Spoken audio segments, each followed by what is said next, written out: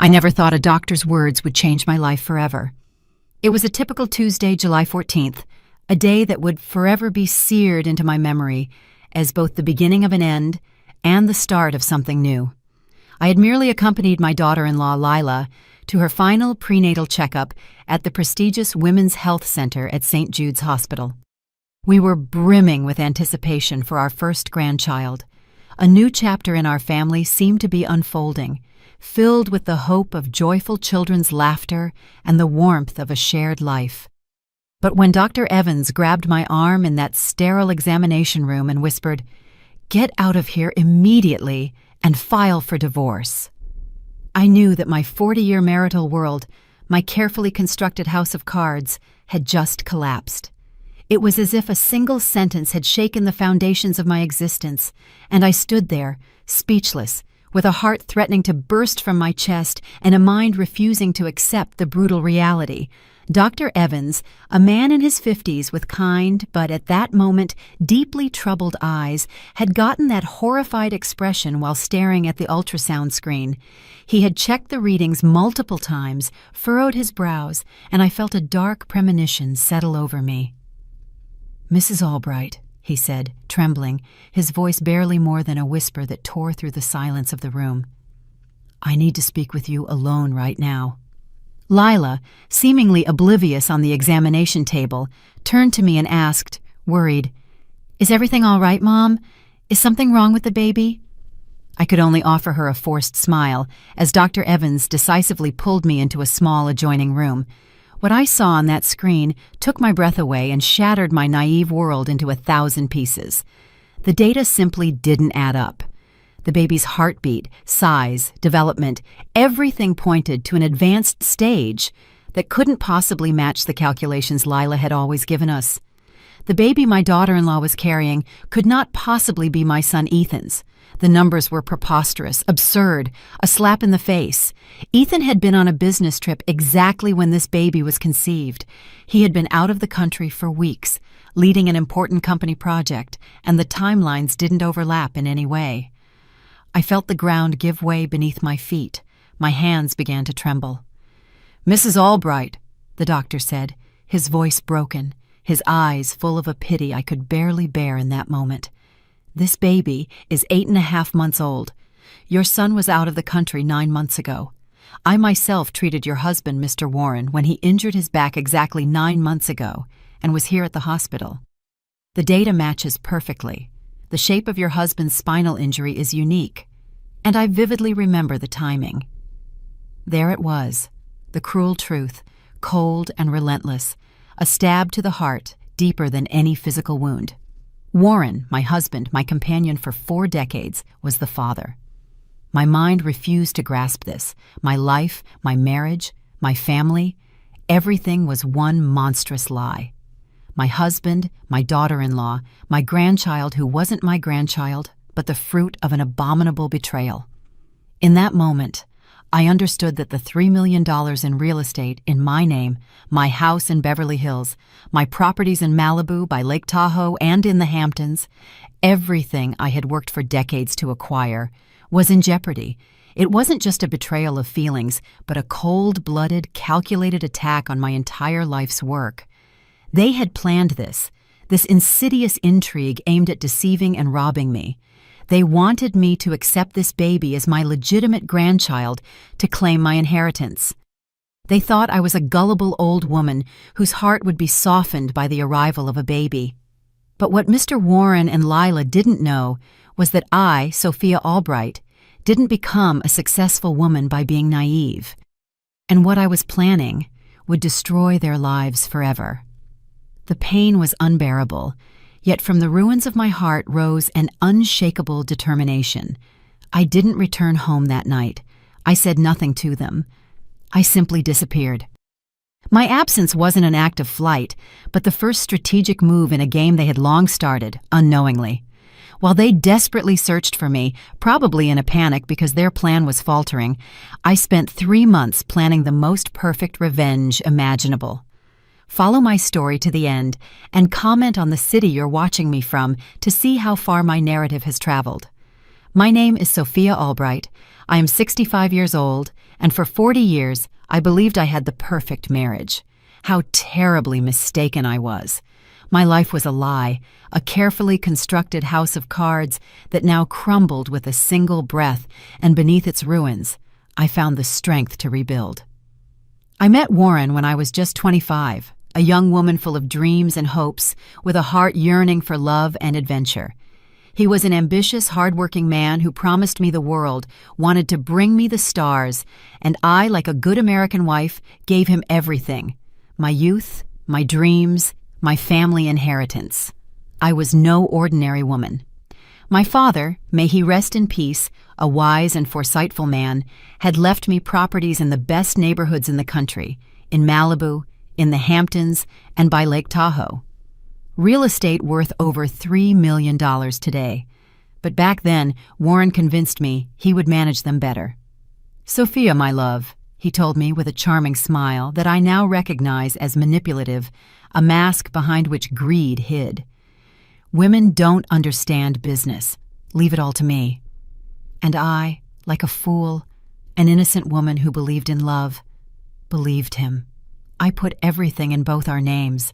Every document, every deed, bore both our names, a symbol of our supposed unity and partnership, which would turn out to be a mirage. For 4 decades, I worked day and night to grow this inheritance.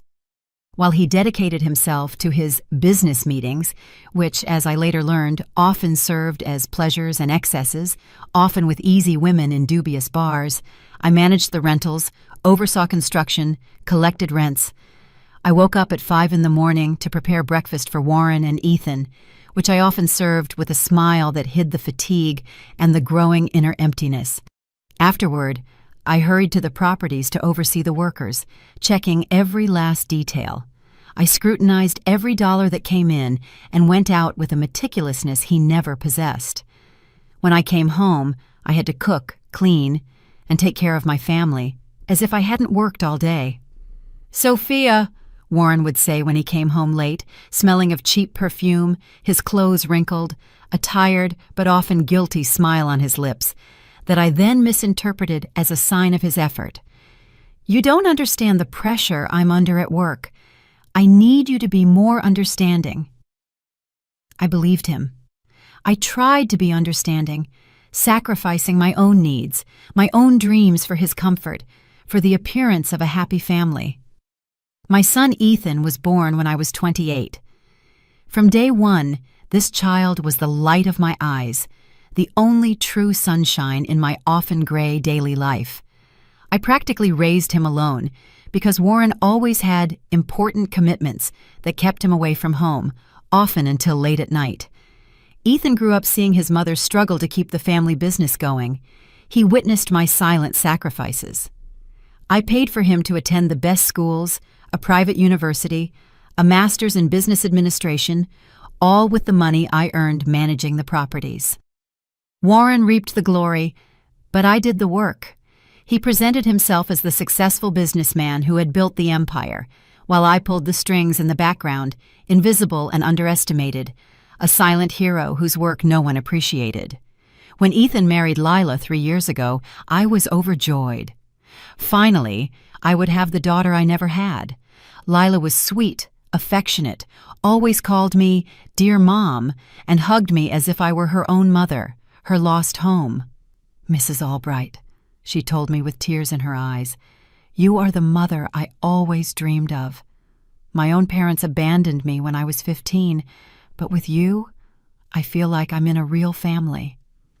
I opened the doors of my house, my heart to her. I gave her a job in real estate management with a monthly salary of $2,500. I taught her everything I knew about the family business, hoping to find a successor and a friend, a confidant with whom I could share my life. I even gave her my own mother's beautiful pearl necklace, an invaluable heirloom, so she would feel part of the family, a sign of my deepest affection and trust. Warren seemed delighted with Lila. He constantly praised her, speaking highly of her intelligence and diligence. "What a good girl we got for a daughter-in-law, Sophia. Ethan has excellent taste. She's intelligent, hardworking, and it's obvious she loves you very much." During those 3 years, I noticed strange things, small inconsistencies, but never paid them much attention. Warren came home late, always with work excuses that became increasingly complicated. Lila sometimes knew details about the business that I hadn't told her, internal information only I knew. They looked at each other in a certain way, a gaze that revealed more than just familial affection, but I thought it was a kind of bond that had developed between them, a father-in-law, daughter-in-law relationship. I pushed aside all bad thoughts, convinced that my family was untouchable, a rock in the storm. One day, I found a receipt from an expensive restaurant in Warren's pocket, the Ivy, a place he usually only visited with important business partners. He had paid $350 for dinner for two. When I asked him, he said, "That was with an important client, Sophia. Don't worry about such things." His explanation was too smooth, too quick, but I wanted to believe it. I wanted to maintain harmony. Last year, when Lila announced her pregnancy, Warren was so excited that he even cried, tears of joy, as I thought then, "Finally, I'm going to be a grandfather!" he shouted through the house, an enthusiasm that deeply moved me. Ethan was overjoyed, and I began knitting clothes for my future grandchild with my own hands, each stitch full of love and anticipation, a small blanket with tiny bears and stars. But now I understood everything. The knowing glances, the conversations that abruptly stopped when I entered, Warren's business trips that suspiciously coincided with Lila's absences when Ethan was busy. It was a terrifying realization that slowly wrapped itself around my soul like a poisonous web, threatening to suffocate me. For 40 years, I had been the perfect wife. I cooked, cleaned, managed, worked like an animal to build our family empire. I sacrificed my own dreams so they could live comfortably, and they saw me as an old, foolish woman they could easily deceive.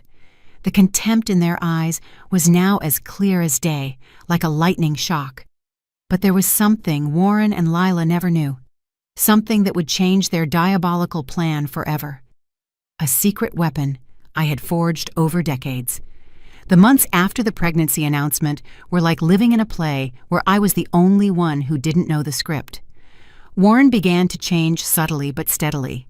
He used to at least pretend to be interested when I told him about the property problems, the difficulties with tenants, or the renovation costs. Now he simply interrupted me. "Sophia, I'm tired. Can't you solve these things on your own? You have experience, don't you?" A painful indifference that gnawed at me internally, a feeling of worthlessness that settled in my heart. One afternoon in March, as I was reviewing accounts in my office, I heard laughter from the living room. I crept out and saw Warren and Lila sitting very close on the sofa, looking at something on their phone. Their heads were close together, their hands touching. "How funny," Warren said, with a smile I hadn't seen on his face in years when he spoke to me, a smile full of tenderness and joy. As I came closer, Lila quickly put away the phone, her cheeks flushed. "Oh, Mom, we were just watching baby videos on YouTube. I'm so excited about this pregnancy." But I had seen enough to know it wasn't baby videos, but a WhatsApp conversation with red hearts, a betrayal that branded itself into my memory, a deep stab in my heart. The expenses became strange. Warren, who had always been stingy, even about buying a meal out, suddenly had inexplicable expenditures. "Warren," I asked him one evening as I reviewed the bank statements and discovered a mysterious charge. "What is this $1,500 charge at a jeweler called Sparkle Gem?" "Oh, that," he said, without looking up from the newspaper he demonstratively held in front of his face. "I bought Lila some earrings. She's pregnant. She deserves to feel special." $1,500 for earrings for my daughter-in-law. He hadn't even given me a flower for our last wedding anniversary, let alone a piece of jewelry. But what really worried me were the secret meetings. One afternoon, I came home earlier than expected from collecting rent in the Hamptons. The house was strangely quiet, an eerie silence that gave me goosebumps. I went upstairs to look for Warren and found him in his office, speaking softly on the phone. His voice was muffled, but I could hear snippets of sentences. Don't worry, my love. She suspects nothing. In a few months, when the baby is born, everything will be settled. Then we'll be free." When he saw me, he immediately hung up, his hand trembling. It was Ethan," he lied shamelessly, his face turning ashen. "We were talking about work." "Ethan?" I asked, confused, my heart pounding. "But Ethan is in San Francisco until tomorrow. I just spoke to him on the phone." He turned red as a tomato, his eyes darting back and forth. "Oh yes, I made a mistake. It was the accountant, Mr. Davies." The lies piled up, and I felt an icy lump form in my stomach, a feeling of disgust. Lila began to behave stranger and stranger. During the first weeks of her pregnancy, she had been very attached to me, asking for advice, accompanying me everywhere, an affectionate daughter I had always wanted. But with the months, she became more distant, almost dismissive. Her eyes avoided my gaze. "Mom," she said one day while I was cooking her favorite dish, the macaroni and cheese she loved so much, "don't bother so much for me anymore. I can take care of myself. I don't need constant care." "But my daughter," I replied, "it's my first grandchild. I want to make sure you have everything you need, that you're well. It's just—" She hesitated for a moment, her fingers nervously playing with the hem of her dress. "Sometimes I feel you're too intense. I need my space. I'm an adult." Intense? I, who had opened my house and my heart to her as if she were my own daughter.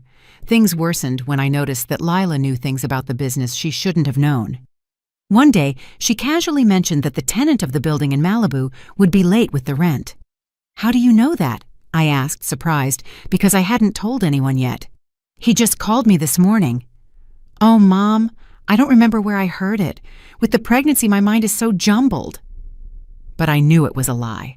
I had received that call privately in my bedroom, with the door closed to handle the matter discreetly. She had gotten that information from Warren, I was sure of it. Warren came home later and later. His excuses became more elaborate and unbelievable. "I had to stay very late to review some contracts," he said, arriving home at 11 o'clock at night, smelling of women's perfume, a cheap scent that wasn't mine. "There was a business dinner with Japanese investors that dragged on," he explained another night, arriving at 2 in the morning with a wrinkled shirt and red eyes. It was a bad play they were putting on, and I was the involuntary audience, noting each of their lies with icy calm. One night in June, I couldn't take it anymore. The weight of the lies and betrayal crushed me. When Warren came home at 1 in the morning, I confronted him, my voice firm and resolute. "Warren," I said with a steady voice, "I need an explanation for what's going on here. You're coming home late every night, spending money on things you don't explain to me, and you're acting as if I'm a stranger in my own house." He looked at me with a coldness that froze the blood in my veins. His eyes were empty. "Sophia," he said with contempt, a tone that cut me to the core, "you're paranoid. These are the delusions of an old, boring woman who has nothing better to do than worry. If you don't like how I live my life, that's your problem." Old, boring woman. After 40 years of marriage, after building a $3 million empire together, he spoke to me like that. The anger rose in me, but I held it back. A cold, calculated plan ripened within me. I knew the time for a direct confrontation hadn't come yet. But what truly broke my heart was what happened at Lila's baby shower. I had organized a beautiful celebration in the garden of the house, with white tents and fresh flowers. I invited all my friends, the entire family. 80 people came to celebrate. I bought the most expensive decorations I could find, a custom-made cake with baby figures, and even hired a jazz band. I wanted my daughter-in-law to feel like a queen, to fully enjoy this special moment, as I would have wished for my own daughter. During the party, I noticed Warren and Lila repeatedly retreating to the kitchen under the pretext of getting more supplies. I followed them to see if they needed anything, and found them in each other's arms, whispering in each other's ears, their faces mere inches apart. "It won't be long now, my love," I heard Warren say, his voice filled with a tenderness he hadn't shown me in a long time. "When our son is born, everything will change. We won't have to pretend anymore." Our son. We won't have to pretend anymore." They quickly separated when they saw me, their faces flushed. Lila even had tears in her eyes, but not from sadness, but from excitement, from the anticipation of a free life with my husband. "Mom," she said with a fake smile that didn't reach her lips. I was so excited I started crying. Mr. Warren comforted me. That night I couldn't sleep. For the first time in 40 years of marriage, the puzzle pieces fell into place in a terrible way, a mosaic of betrayal. But what they didn't know was that I had resources they never would have dreamed of. And very soon they would discover that they had chosen the wrong woman to betray. A woman who was not only a wife, but also an experienced businesswoman. The revelation at the hospital was like a hammer blow, but it was also like waking up from a 40-year nightmare. After I ran out of that hospital, I didn't go home. I couldn't face them yet. I needed to think. I needed to process what I had discovered, that mountain of lies and betrayal. I drove straight to the luxurious Hotel Bel Air in Los Angeles and rented a suite for a week, a place of refuge and silence. The isolation was necessary to sort my thoughts, feel my pain, and forge a plan as precise as a surgeon's needle. During those first days, I cried as I hadn't cried since the death of my beloved father. The tears flowed incessantly, each drop a testament to my broken heart, my disappointed hopes. I felt empty, betrayed. My soul was torn into pieces. But after I had shed all the tears, something changed within me. The sadness transformed into a cold, calculated rage, an iron determination stronger than any injury.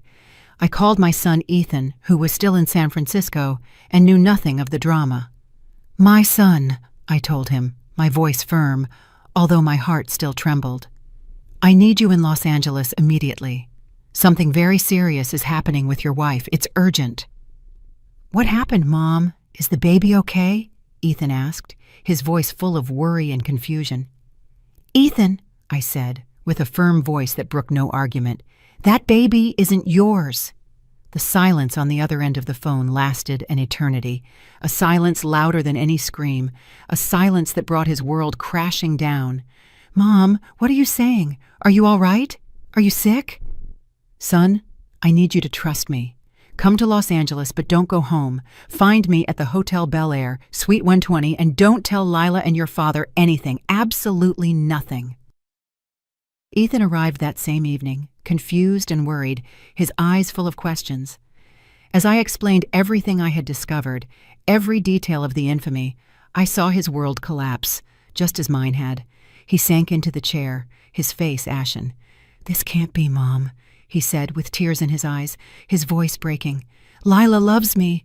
We've been married for 3 years. We're expecting our first child."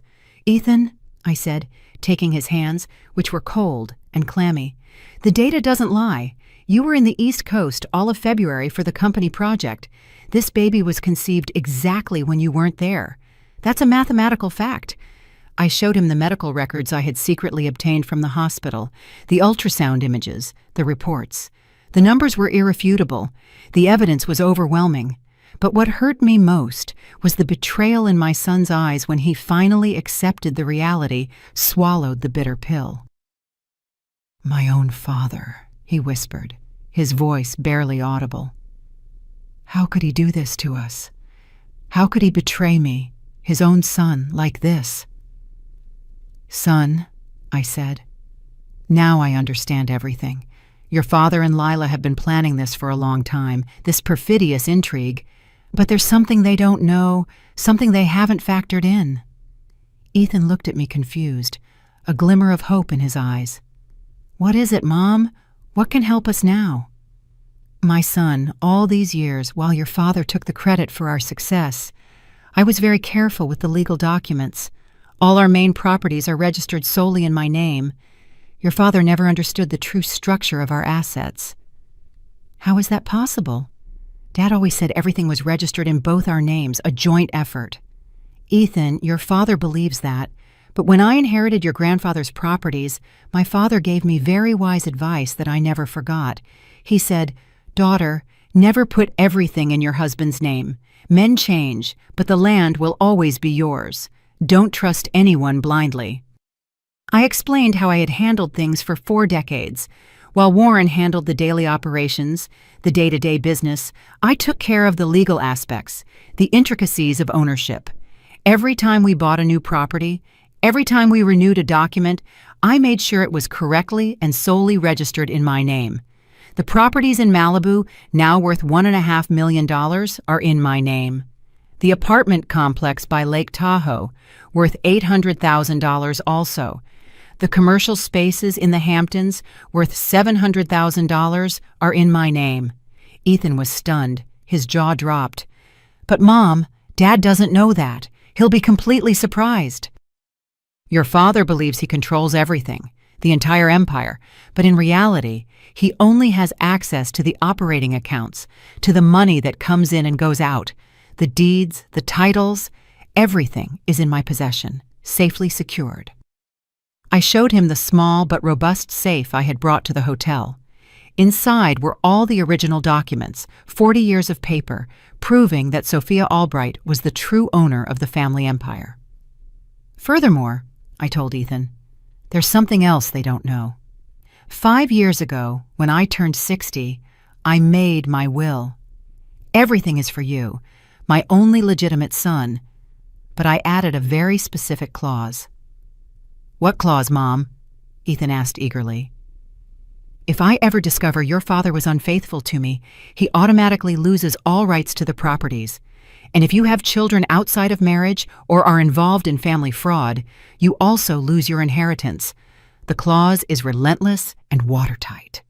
Ethan blanched. His eyes widened. Mom, that means, my son, that your father and Lila plan to steal something that was never theirs.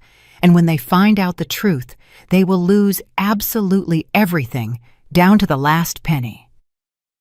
But the most important thing I revealed to Ethan was my plan. Son, I told him, my voice full of determination.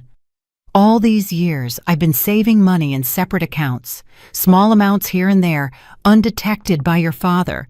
I have almost $200,000 in cash that your father never knew existed. Money I saved from the rentals and my own investments, a rainy day fund for bad times. What for, Mom? Why did you do that? For exactly this moment, in case I needed my total independence, my freedom from lies and deceit.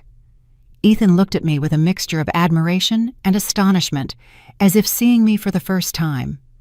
Mom, did you know this could happen? Did you suspect it? Son, a woman who survives 40 years of marriage must always be prepared for the worst. Your father never would have thought that the old, foolish woman who cooked and cleaned was also an intelligent businesswoman who watched his every move. That night, Ethan and I planned how we would handle the situation, but first we needed more evidence. Evidence that would completely destroy them, that they couldn't refute in court. My son, I told him, now will play their own game, but we will win, and we'll do it with style. The following 3 months were the most difficult of my life, but also the most satisfying. Having to pretend to know nothing while planning my revenge required a strength I didn't know I possessed. Ethan and I returned home and acted as if nothing had happened. We told Warren and Lila I had had a nervous breakdown due to the excitement of the pregnancy and needed a few days to recover. Oh, Mom, Lila said, hugging me when I arrived, her embrace too tight, too fake.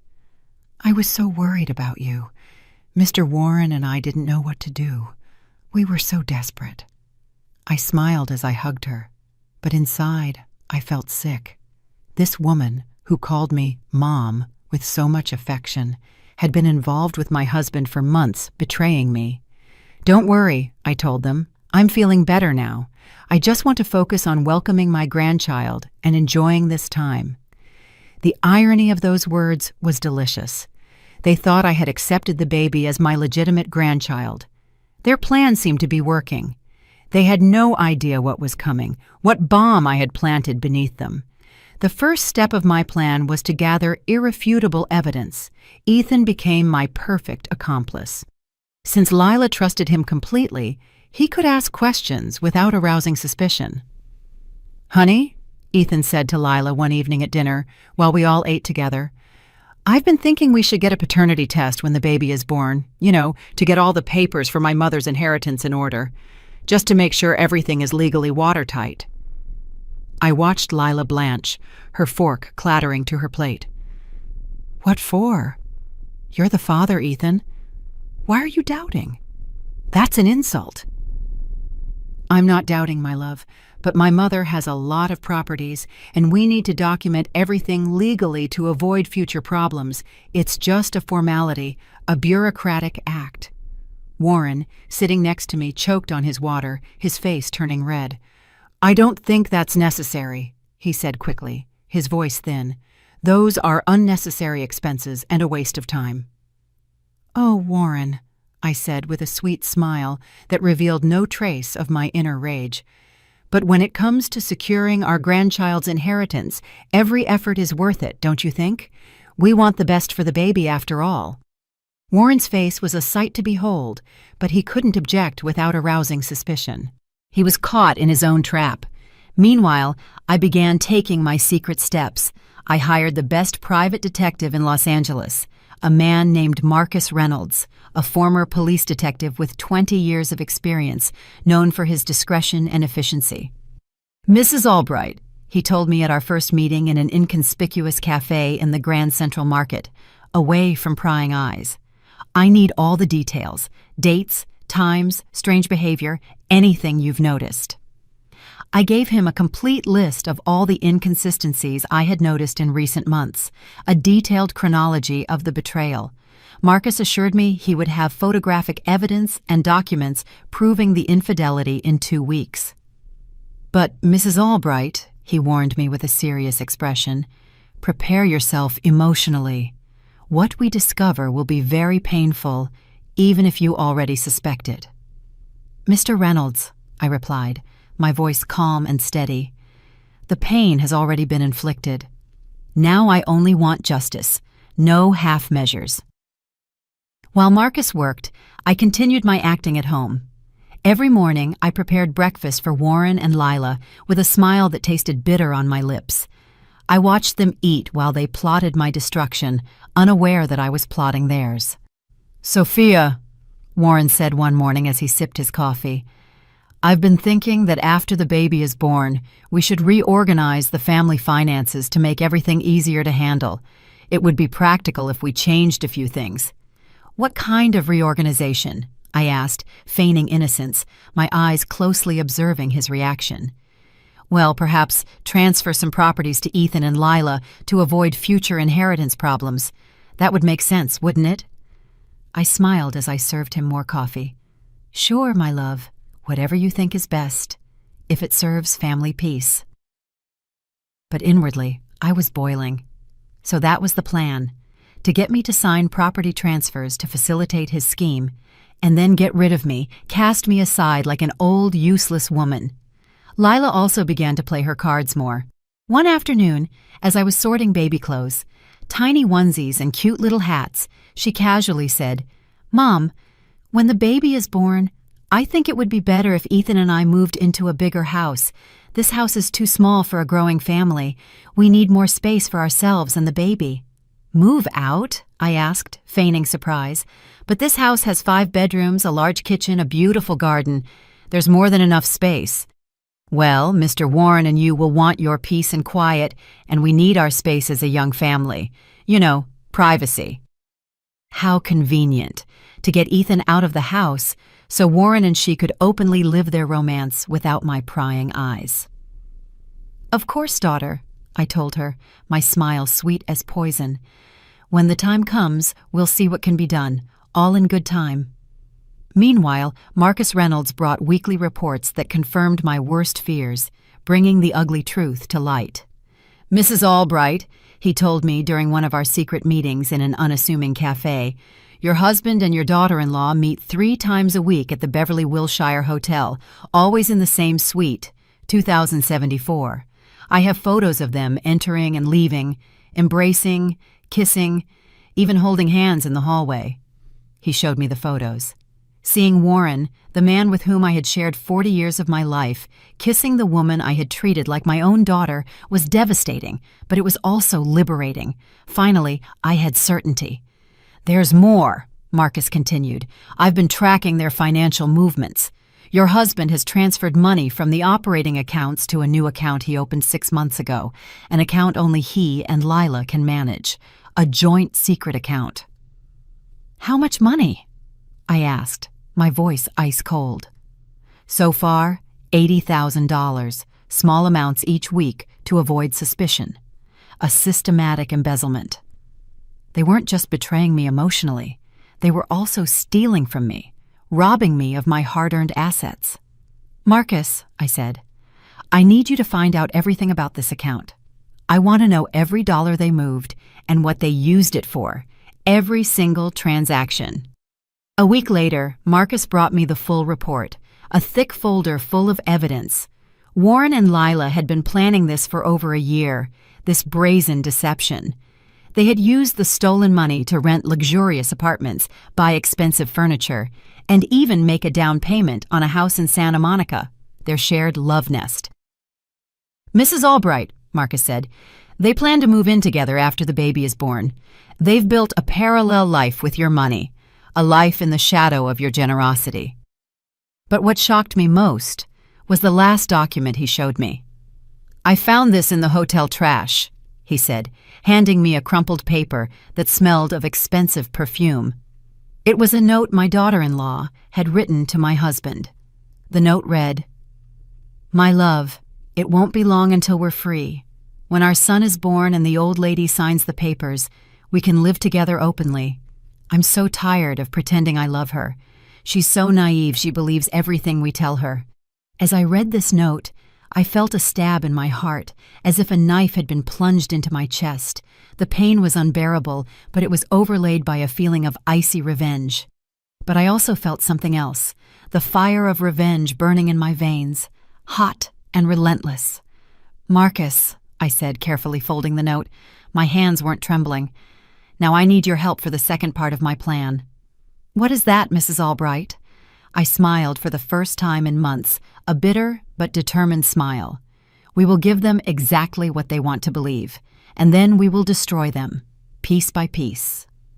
The following days were crucial in organizing my perfect revenge, because what Warren and Lila didn't know was that their naive old lady had prepared a surprise they would never forget. The day I had been waiting for finally came. Lila gave birth on September 15th, exactly as the doctors had calculated. A beautiful boy who, according to hospital documents, was my grandson. Warren was euphoric. He boasted throughout the hospital, talking about his grandson, his pride. "Sophia, we're grandparents. Look how beautiful our grandson is. He has my eyes." Ethan played his role perfectly, pretending to be excited as he held the baby that wasn't his face a mask of happiness. "Mom," he told me, "isn't he perfect? What a blessing." "Yes, my son," I replied, my smile forced. "He's exactly what I expected, a fine boy." During the 3 days Lila was in the hospital, Warren practically lived there. He stayed in a room nearby, was continuously by her side. "I'm just so excited," he explained to me with a shrug. "I can't be separated from my grandson. He's so cute." His grandson, rather, his son. He was already planning the christening, the celebrations. When we came home with the baby, I organized a family gathering to celebrate the arrival of the new family member. I invited Ethan, of course, but also Marcus Reynolds, whom I introduced as the family lawyer who would help us with the complicated inheritance papers. "Family," I said, as we were all gathered in the elegant living room, the baby sleeping peacefully in Lila's arms. "I want to take this special moment to make some important announcements that concern us all." Warren and Lila sat together on the sofa, she holding the baby. They looked so comfortable, so happy, so triumphant. They had no idea what was coming, what avalanche I was about to unleash. "First," I continued, my voice clear and distinct, "I want you to know that I've been very concerned about the future of our family assets. That's why I've made some important decisions to settle everything." "What kind of decisions?" Warren asked, interested, his eyes gleaming with greed. "Well, my love, after 40 years of marriage, I believe it's time to reorganize our finances, just as you suggested to me, to simplify things." I saw his eyes light up. He thought I was going to sign over properties to facilitate his plan, to hand him the reins. "Marcus," I said to the detective, who was sitting quietly in a corner, "could you explain the actual situation of our assets to Warren and Lila?" Marcus opened his briefcase and pulled out a stack of documents, which he carefully placed on the coffee table. "Certainly, Mrs. Albright. After a thorough review of all family papers and property records, I can confirm that Mrs. Sophia Albright is the sole and rightful owner of all major properties." Warren frowned, his expression darkening. "Excuse me, sole owner? That's absurd. Everything is in both our names. We built everything together." "I'm afraid not, sir," Marcus replied with a professional voice, without batting an eye. "The properties in Malibu, valued at $1.5 million, are registered exclusively in Mrs. Albright's name. The apartment complex by Lake Tahoe, worth $800,000 also.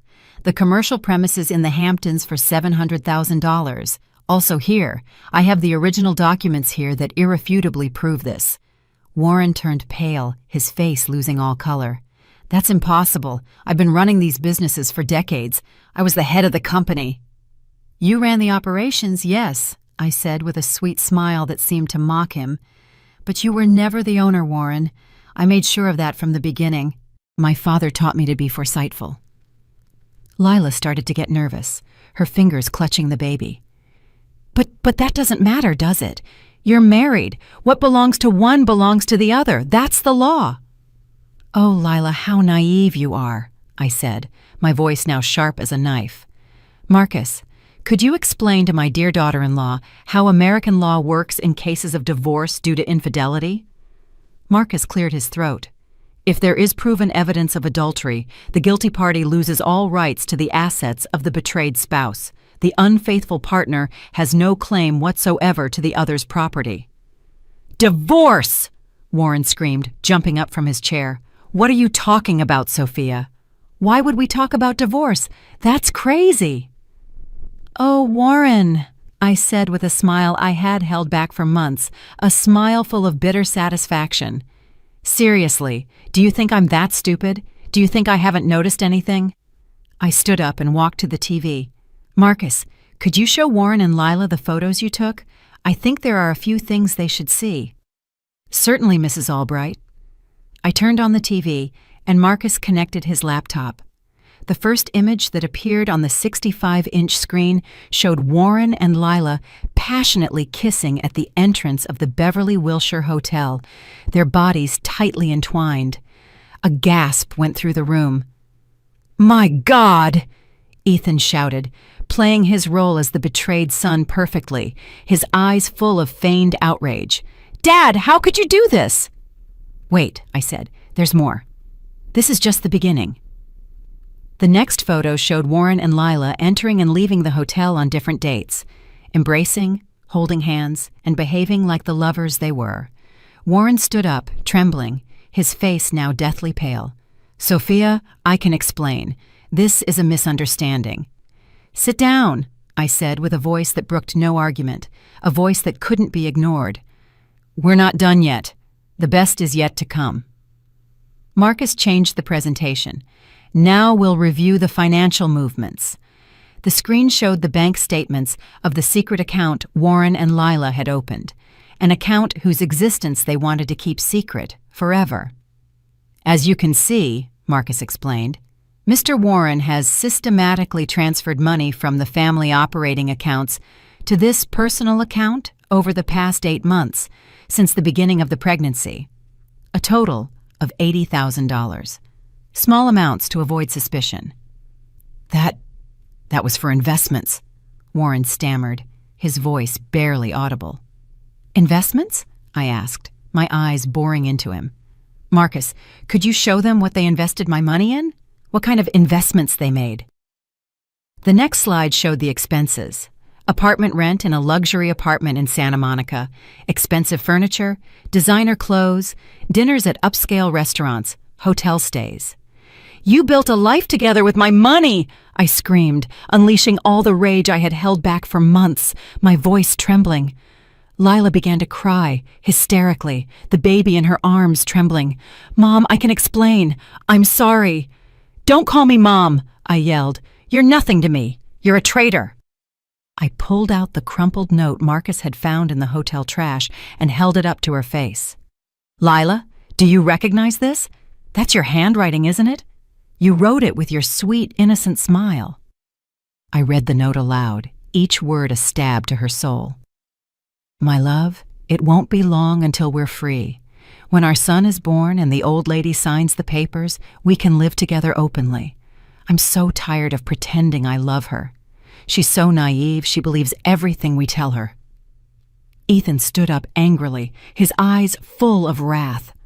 "Our son? That baby is my father's. My own father betrayed me."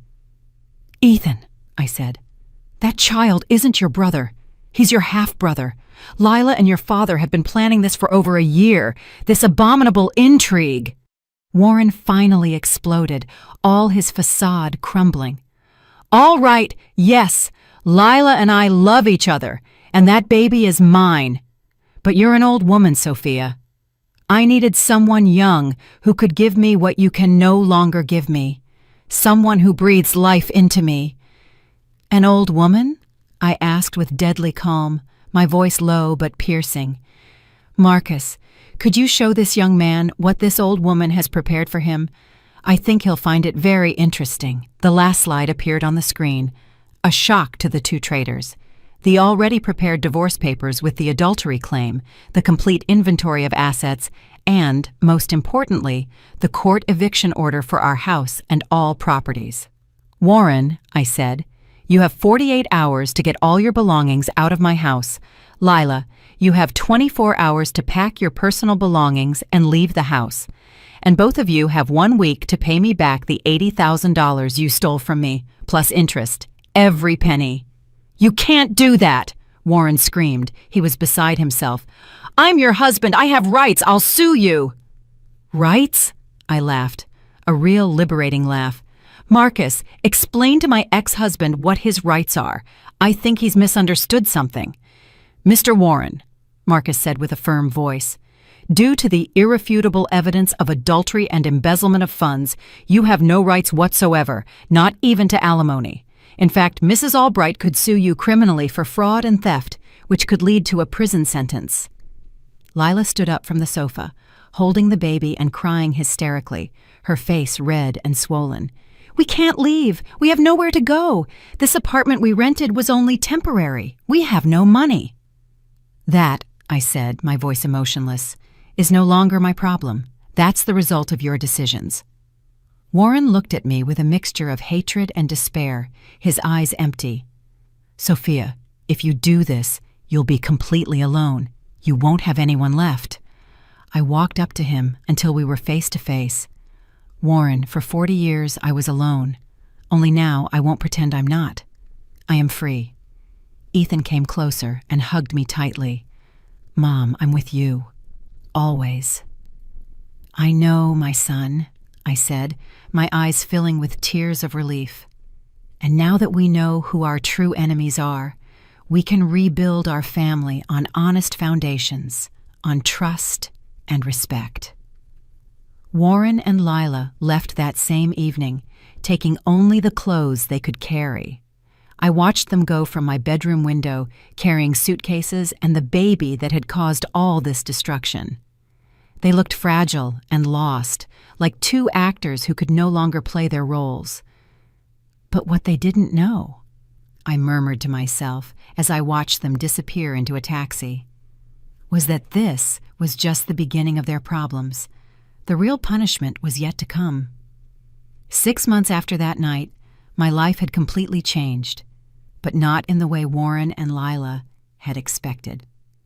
The first few days after they left were strange. The house felt so quiet, after decades of lies and pretenses, but for the first time in 40 years, It was a silence of peace, not tension, a peaceful emptiness that created space for new beginnings. Ethan immediately divorced Lila. With all the irrefutable evidence we had, the process was quick and clean, without complications. He didn't have to pay alimony or legally recognize the baby that wasn't his. "Mom," he told me one afternoon as we drank coffee on the sunny patio, looking at the flowers in the garden, "I can't believe I was so blind. How could I not notice what was happening? The signs were everywhere." "Son," I replied, "when we trust the people we love, we don't look for betrayal. That doesn't make you blind. That makes you human. That makes you a good person, unlike them." But the consequences for Warren and Lila were devastating, exactly as I had planned. Without access to my money and without the income from the properties, they couldn't maintain the standard of living they had built with my resources. The luxurious apartment they had rented in Santa Monica expired after 2 months, and they couldn't renew it as they could no longer pay the rent. Marcus kept me updated on their movements. His reports were detailed and precise. "Mrs. Albright," he reported to me at one of our monthly meetings in my office, "Warren is working as an insurance agent for a small company, and Lila is living with her sister in a tiny 2-bedroom house in the Bronx where 8 people live. They are dependent on their family's help." The irony was delicious. After years of living like royalty with my money, they now had to face the reality of their own resources, the harshness of life without my support.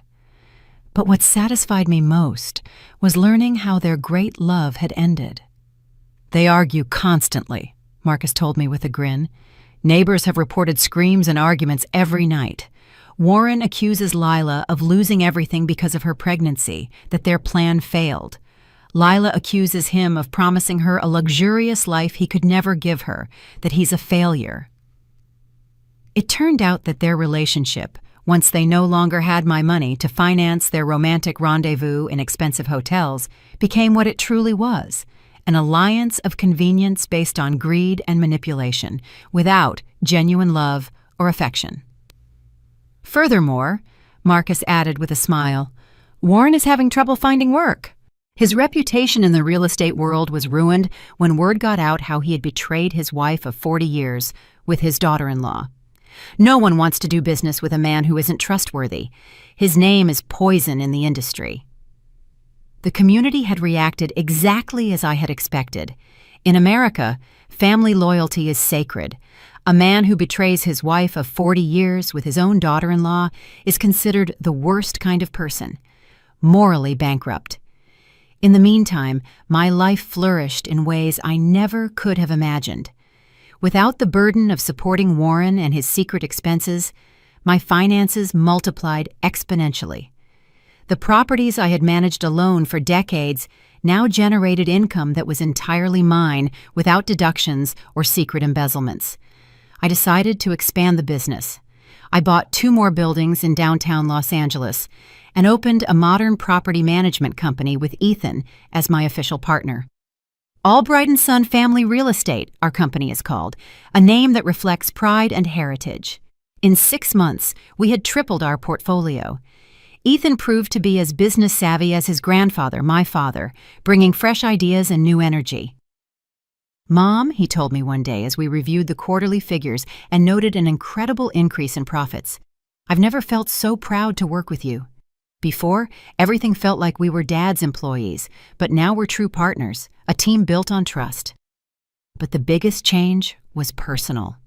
At 65, for the first time in my life, I lived for myself, free from the constraints of a marriage or the manipulations of others. I signed up for yoga classes, started traveling, exploring new cultures, renovating the entire house to my own taste instead of Warren's outdated ideas, with bright colors and modern furniture. One afternoon, as I tended to my planted flowers in my new flourishing garden, an oasis of calm, the phone rang. It was Warren. "Sophia," he said, with a broken voice, his voice a shadow of its former self. "I need to talk to you. I made a huge mistake." "What do you want, Warren?" I asked, my voice cool and distant. I regret it. What I did was wrong. Lila and I are over. She left with another man, someone who can actually provide for her. I'm left alone, with nothing, no family, no money." I was silent for a moment, processing his words. His despair was real, but my empathy had evaporated. "Sophia," he continued, "I know I don't deserve your forgiveness, but could we try again? We're family. We've been together for 40 years. That must be worth something, all the memories we've shared." I laughed, a real, liberating laugh that echoed through the garden. "Warren," I said, "you're right. 40 years are worth a lot. They're worth exactly $3 million in real estate, a thriving business, and the certainty that I no longer have to live with a liar. That's the value." "But Sophia, please." "Warren, you chose Lila over our family. You chose to steal from me instead of respecting me. You chose to humiliate me instead of loving me. Now live with the consequences of your decisions. That's life. And if I promise you I've changed, that I'll be a better man? Warren, I've changed too. I'm no longer the woman who accepts crumbs of respect. I'm no longer the wife who turns a blind eye to betrayal. I am Sophia Albright, successful businesswoman, independent woman, and a person who values herself, and I'm happier than ever." I hung up, and he never called again. I felt no remorse, only peace. 3 months later, I learned from Marcus that Warren had tried to sue me for abandonment of the marital home. His lawyer explained that since he had committed adultery and had been evicted by his own actions, he had no legal grounds. His lawsuit was dismissed, another blow to his ego. Today, 1 year after that revelation at the hospital, my life is completely different. Ethan married a wonderful woman named Clara, who comes from a hard-working and honest family. She is kind, intelligent, and treats me with the utmost respect. When I told them the whole story, Clara hugged me and said, "Mrs. Albright, you are the kind of woman I want to be when I'm your age, strong, wise, and independent." We are expecting my first legitimate grandchild next year, a girl who will bear my mother's name. A baby conceived with sincere love, not with plans of manipulation. Lila tried to contact me a few months ago to explain her side of the story, to express her remorse. I did not respond. Some betrayals are unforgivable. Warren, according to the latest news I have, is living in a small apartment in Queens and working temp jobs, a shadow of his former glory. His great love for Lila lasted exactly 4 months after they lost access to my money. Greed was stronger than any supposed affection. Do you know what surprises me most about this whole experience? It's not the pain of betrayal, although it was devastating and left deep scars. It's not the satisfaction of revenge, although it was sweet and brought a sense of justice. What surprises me most is discovering that at 65, when I thought my life was already written, I could write a completely new chapter, a glorious and independent chapter. I have learned that it is never too late to defend yourself, to value yourself, and to say no more.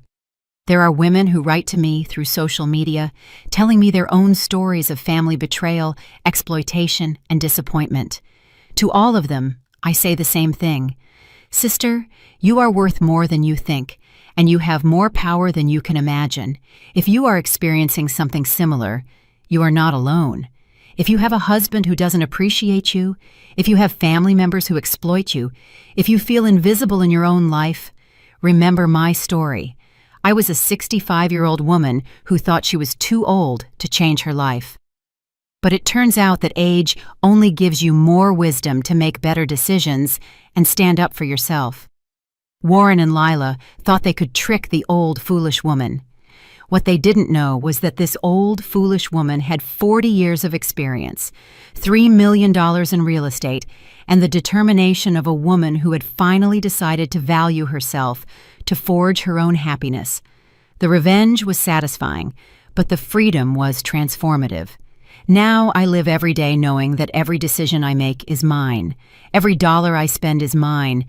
Every moment of happiness is real. And every night when I lay in my bed, in my house, surrounded by my things, I sleep in peace, knowing that I no longer have to pretend to be someone I'm not to make people happy who didn't deserve me. That, sisters, is the true victory. What would you do in my place? Have you experienced something similar? Comment below and tell me your story. Sometimes the first step to freedom is simply realizing that you deserve it.